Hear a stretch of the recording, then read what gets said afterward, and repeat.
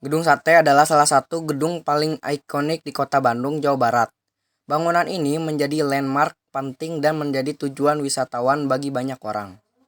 Gedung Sate dibangun pada tahun 1920-an pada pemerintahan Belanda sebagai kantor gubernur jenderal. Namun setelah Indonesia merdeka, gedung ini menjadi kantor gubernur Jawa Barat. Gedung ini dibangun dengan arsitektur Art Deco yang populer pada masa itu. Nama ini berasal dari ornamen atap yang terbuat dari bahan besi yang menyerupai tusuk sate. Ornamen ini menjadi ciri khas gedung sate dan menjadi alasan mengapa gedung ini dinamakan seperti itu. Gedung sate dirancang oleh dua arsitektur Belanda yaitu J. Garber dan F.P.J. Stemvers. Arsitektur gedung ini unik karena menggabungkan beberapa gaya arsitektur yang berbeda, seperti gaya Indonesia, Eropa, dan Timur Tengah. Gedung Sate juga memiliki 3 menara yang tingginya mencapai 30 meter. Gedung Sate telah memiliki banyak fungsi. Selain sebagai kantor gubernur, gedung ini juga pernah menjadi pusat intelijen, sekolah, hingga tempat penyimpanan senjata.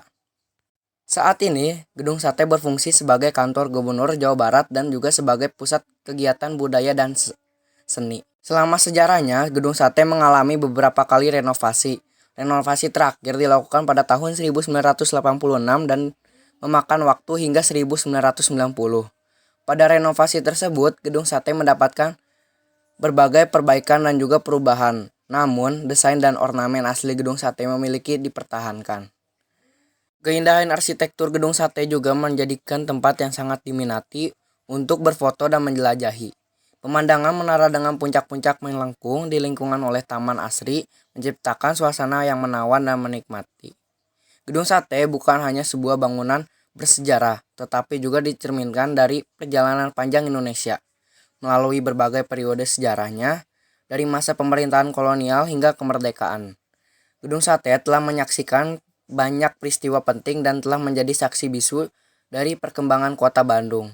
Dengan keindahan arsitektur yang memukau dan makna historinya yang dalam, Gedung Sate akan terus menjadi bagian tak tergantikan. Pada bagian puncak atap gedung terdapat ornamen 6 tusuk sate. 6 tusuk sate ini melambangkan 6 juta gulden yang digunakan untuk membangun gedung ini. Hal tersebut yang menjadikan masyarakat sampai saat ini menyebut bangunan ini sebagai Gedung Sate. Menurut pemandu Gedung Sate, Dena Akirawan, pada ruangan di puncak gedung ini terdapat sebuah alarm yang akan otomatis menyala ketika ada serangan dari musuh. Dengan bunyi alarm yang besar, alarm mampu menjangkau hingga di luar kota Bandung. Namun saat ini alarm hanya dinyalakan sekali dalam setahun selama 10 menit saja, dan suara alarm hanya terdengar di sekitar gedung. Pembangunan Gedung Sate berawal dari program pemindahan pusat pemerintahan Hindia Belanda dari Meester Cornelis di Batavia ke Bandung. Kala itu, pihak Belanda beranggapan bahwa Batavia sudah mulai tercemar akibat berbagai perkembangan yang terjadi di sana. Mereka pun berniatan menjadi Gedung Sate sebagai pusat pemerintahan Hindia Belanda dalam kompleks perkantoran instansi pemerintahan yang dinamai Gouvernementes Bedrijven.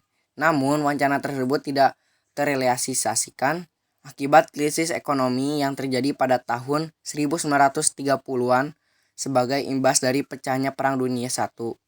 Dari total 17 gedung yang direncanakan, hanya beberapa gedung yang dibangun.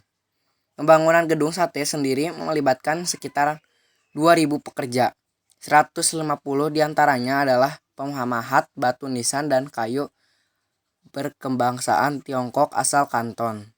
Selain itu, adanya juga tukang batu, kuli, dan pelatan dari pembangunan gedung sirap di kampus ITB dan gedung papak di balik kota Bandung.